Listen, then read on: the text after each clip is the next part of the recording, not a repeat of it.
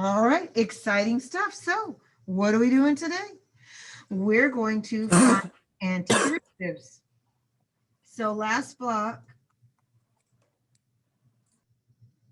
last unit, we were finding derivatives. We are going to go backwards today. So let's think about what backwards would look like. What does backwards even mean, right?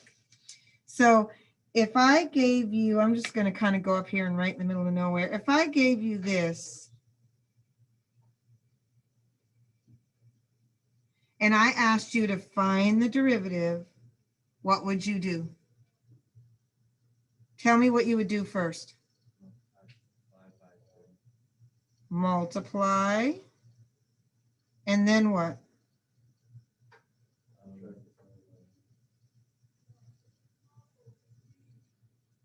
No big deal. You would multiply and subtract.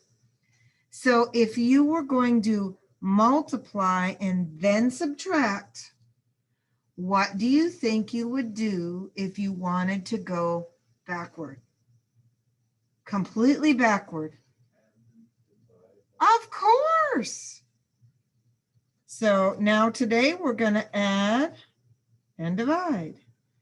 And I'm going to give adding a better word. I'm going to call it power up. Power up and divide. That's all you have to remember. Everybody say it. Come on. Power up and divide. That's it. And add a C. Now, if I gave you this derivative,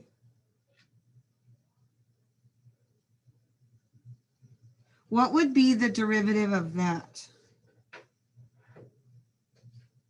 6x minus 0, right? We wouldn't even write that down, correct? Well, if this happened to be a number, when we go backwards, we wouldn't know that there was a number there. So when you integrate, you always have to do a plus C to say, hey, there could have been a constant. If there wasn't one, then you would just have plus 0. So we always just write plus C at the end. Okay, let's try this. If this, now notice it says derivative. So we're going to try to find the original. How do we find the original? We power up and divide. So we write this. We write down the number with a line under it because we're going to divide. Power up. This is 1. So what are you going to get when you power up? And then you put it there. That's it. Power up and divide. Now, what's going to be 5 if we power up? What are you going to get when you power up a constant? This is like x to the 0, right? So what are you going to get?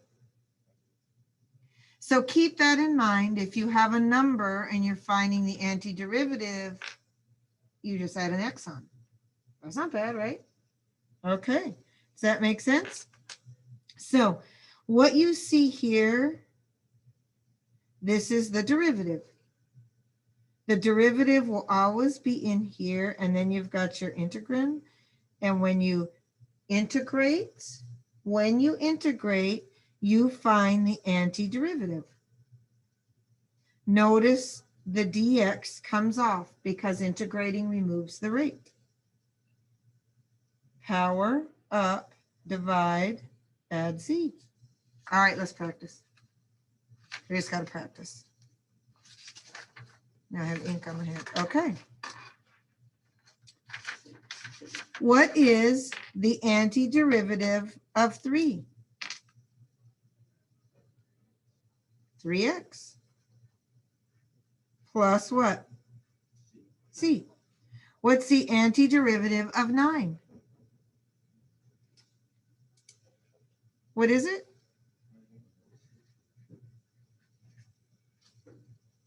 Okay, any trouble with a number? What's the antiderivative of 47? 47x plus c. What's the antiderivative of 36? 36x plus c. What's the antiderivative of 7? 7x plus c, right? That's easy. We can do a constant. Now, when we have a variable that's got a power other than 1, or other than nothing really, we're going to power up, divide,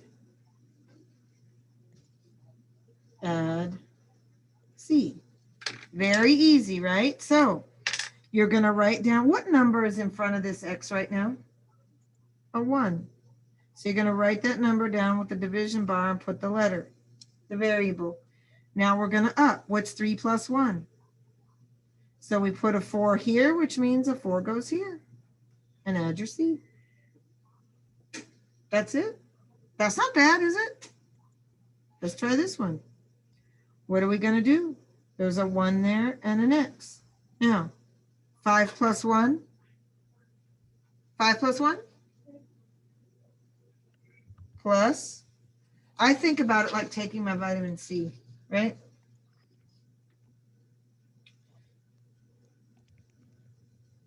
All right. Why do you have to add C?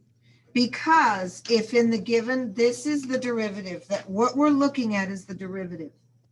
If the original problem would have had a number out there like 6 or 7, any number, what's the derivative of a number? Well, the derivative of a number is 0. And if there had been a constant out there, when we took the derivative, it turned into 0. So it's not showing up here. So we have to say plus C in case there was a number there. There might not have been, but that's okay. All right. We're going backwards. What's the derivative of sine? Cosine. Therefore, what's the antiderivative of cosine? Sine. Notice when we take the derivative of cosine, it gives us a negative sign. So this time when you take the antiderivative of one that doesn't start with C, it gets the negative. We're only going to worry about those two right now, so that's all you have to remember. So let's go over those. What's the antiderivative of cosine? Sine. What's the antiderivative of sine? Negative cosine. It switched from a derivative, right? We're going backwards. Okay. What's the antiderivative of cosine? Sine x plus c. What's the antiderivative of sine? You got those memorized? That's not bad, right? We won't have any chain rule today. Chain rule will be tomorrow, so. All right, now we got these three little guys. Let's look at them. If you have 1 over x, where did that come from? Came from ln x, right? Remember this from derivatives? If I said,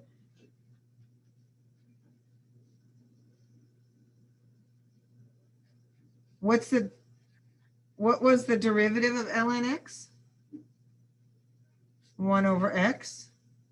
Therefore, what's the antiderivative of 1 over x? ln x. So we're going backwards, right? So when you see ln x, or when you see 1 over x, the derivative is ln x. So right here, antiderivative. What's the antiderivative of 2 over x? Well, it's got to be ln x. There's a 2 up there. Where's that going to go? Not bad, right? That's a memorize. These are properties you just want to know. So you've got to make sure you see that. This one is easy to get mixed up, whether you're going backwards or forwards. So you got to pay attention whether you're looking for a derivative. Because what will happen now is if I ask you for the derivative of this, you'll try to write that down. But if it were derivative, it would be x to the negative 1 and it would become x to the negative 2. So it would become squared, right? So be mindful of that. Okay, what do you think the antiderivative of e to the x is? E to the x. We love e. Now, what if there's a number in front of the x, like 5x or whatever? It just goes in front 1 over that number. So if there's a 5 in front, there's a 1/5 now. If there's an 8 in front, there's a 1/8. Does that make sense? Okay, let's go. What is the antiderivative of e to the negative 4x? Well, we write down what we see. And then what goes here? 1 over k. What is k? Negative 4. Now, do we ever write anything? Oh, plus c. Do we ever write a negative in the bottom? You don't leave. That's not how you type it in. So it's negative 1/4 e to the negative 4x plus c. Think about that for a minute, because that's all the notes for today, except of course we need to practice and get you good at it, but that's all the new stuff. Antiderivative of cosine? Sine. Antiderivative of sine? Negative cosine. We got to remember that's backwards, right? You ready to try a bunch till you're an expert? Are you? Okay. I'm going to show you a little video that'll make you remember this forever that you're going to love, so it's fun. Okay. Now remember, as we go, what are the rules? Power up, divide, add, C. That's all you have to remember, unless it's a special one that you've memorized, like sine or cosine. And you know, when things are separated by plus or minus signs, you just do each term, right? So 3x squared, what's the antiderivative? Well, we write down 3 in a line and an x. The 3 goes here. Now, that's going to grow by 1. What's 2 plus 1? So that 3 goes there. I did mine in red so you can see which 3 came from what. Right? Okay. Plus 6. Now, this is a 1. What's 1 plus 1? Goes up and divide. And of course, what is the antiderivative of any constant? Just add an x to it, right? Is that correct so far? No, what did I forget? It will mark it wrong if you don't put the plus c. Now, would I leave 3 over 3, or can I clean this up? Do we need to fix this? Yes, we do. What is that?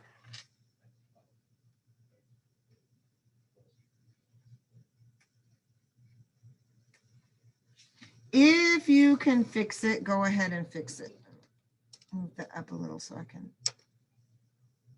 All right. What about this guy? We're going to write down the 5. We're going to put a line under him and an X. Everybody good with how I got that? And now what's going to go with this X? Was 4 plus 1. And then that same number goes down here, right? Would I leave 5 over 5? Now, can you check this? If this is an antiderivative, what would you do to check it? Take the derivative. What's the derivative of 5x? Oh, sorry, of x to the 5th. What's the derivative of that guy? And then what's the derivative of any constant? 0. Oh, did it match? Yes. So now tell me this. Tell me this. Is it possible to miss any on a test? No. Because what are you going to do? Take the derivative, right? Okay. Oh, what about this guy? He's kind of ugly. What should I do? I'm going to rewrite that. Now I'm not doing anything to it. It's still going to be, we're still going to find the antiderivative. I'm not finding it yet. So how can I rewrite that so it's easier to work with?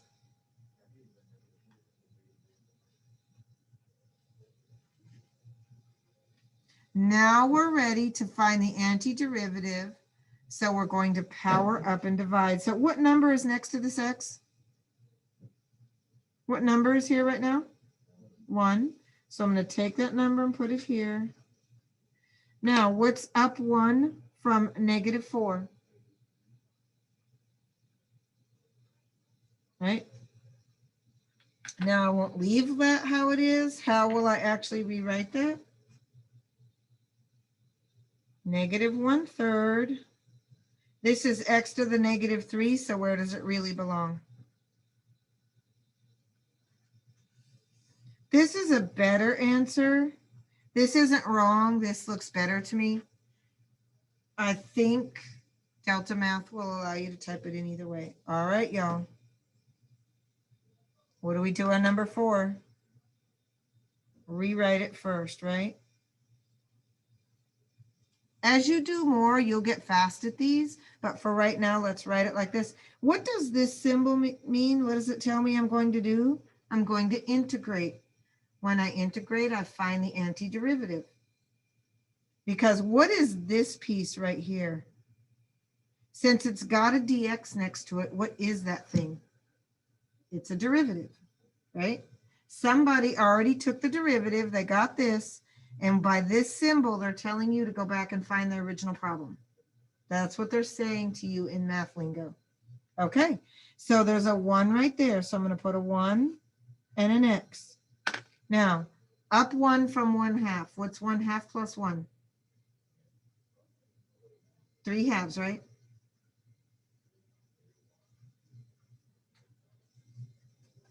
Now, what's 1 divided by 3/2?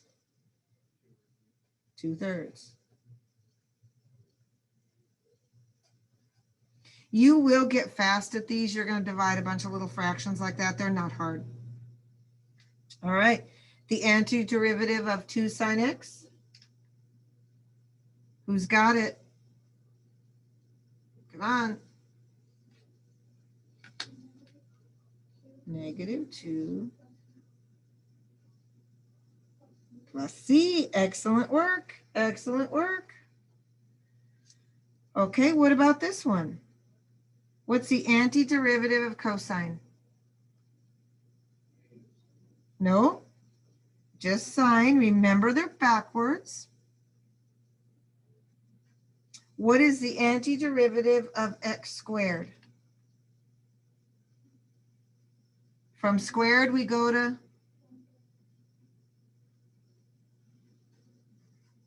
what do you think? Not bad? These aren't bad. You know why? We didn't put the chain rule in yet. That's coming Wednesday. All right. Can anyone give me some ideas about how this might look a little better? It looks kind of scary right now. How could I rewrite this so it'd be easy? Get rid of the radical and use exponent fractions, right? So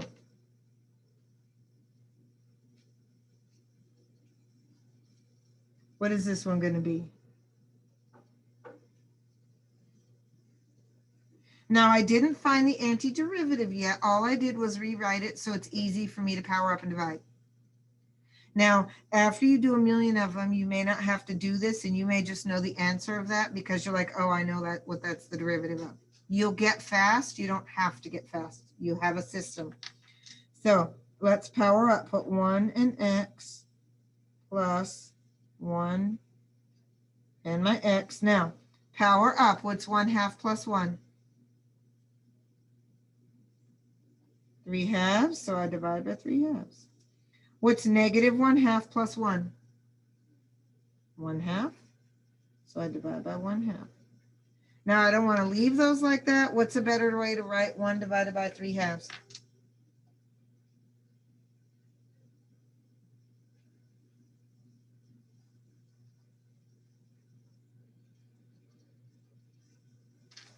Okay. If I want, can I rewrite this with radicals? I can. I don't feel like it. So I'm just going to leave them. All right, y'all. What about these alone? Y'all try it. Tell me what you got. I'll give you 5, 4, 3, 2, 1. Okay. Who wants to answer? Brian, you want to share what you got?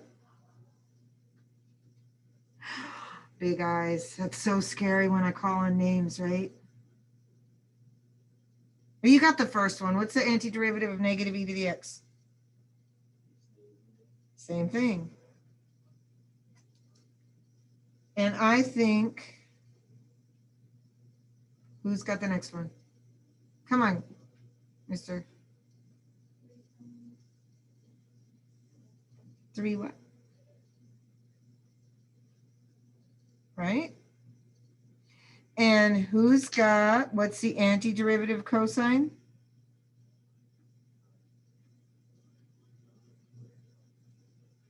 Now it stayed the same sign. Cosine doesn't switch signs going backwards, right? One more problem and then I'm going to let you practice. So far, we've just been writing C down. Do any of you have an idea how you could figure out what C was? What would they have to give you so you could figure out how big C is? If they gave you a point, right? Because when you get this, what are you actually getting? Remember what we said. This is the derivative. So this is the original. So it's really this. You found the original problem. So if I were to give you a point, x, y, could you then plug it in and solve for C? Of course. So let's try that. That's on the next page. And then I promise to let you work. Okay. All right, y'all. So see how this says F prime? This is kind of important so you know how to do this. So if they give you F prime, if you're going to integrate, you're going to write it like this.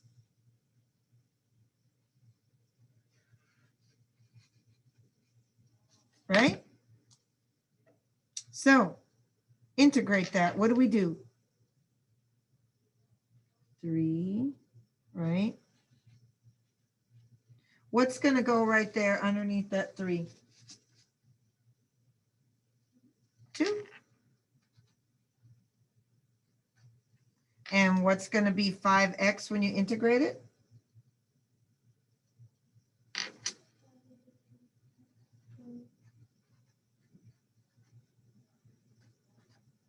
There's our problem. Now, what are they telling you when they give you this?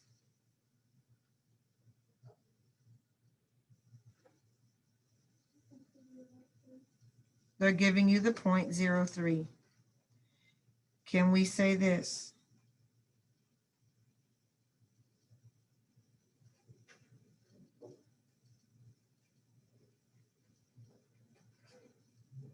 Now, can you plug in x and y? Yes. Y is 3.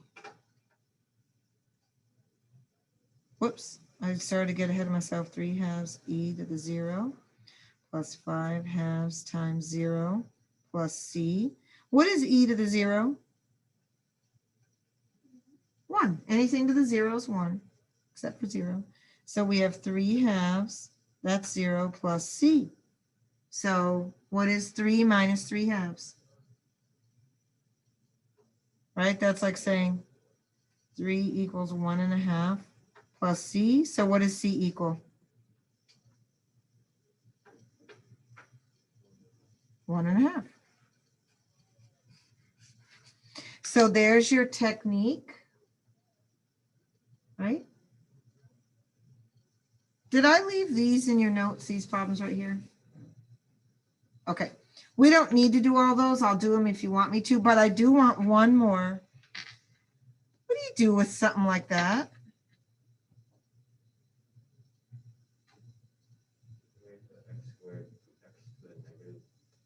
Well, let me ask you this. Can I just do a little algebra?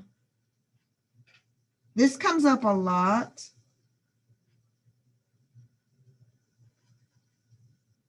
Is that true or false?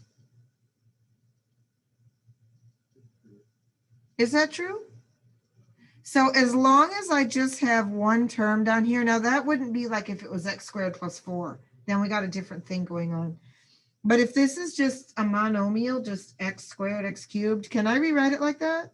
And then does that become very easy? What is x to the 5th over x squared? What's x cubed over x? Is it now easy for you to solve? Yes, now that's easy. Well, look at this thing. Why did I curl it so much? So this is going to be what? Well, it's 1 over x, and it's going to go 4 minus 1 over, right? So make sure that you pay attention to this guy. He shows up a lot. And if you don't practice with him, all of a sudden he's scary and you're like, what do I do with that? But you don't have to be scared, right? Okay. Does that make sense? Everybody's good? All right, hold on. And I will practice.